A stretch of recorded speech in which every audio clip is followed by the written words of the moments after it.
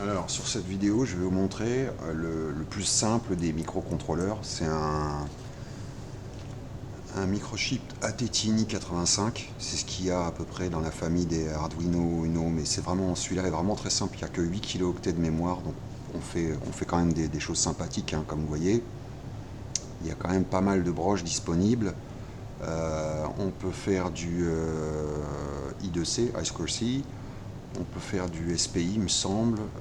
On peut faire du PWM, ce qui veut dire prendre une mesure analogique ou faire de la mesure de courant.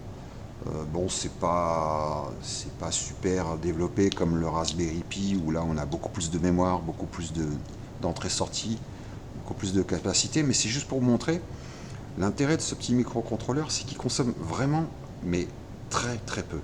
Je crois qu'il prend en ampérage 200 milliampères. Donc tension 3 volts 5 avec une fourchette bien sûr. Et voilà.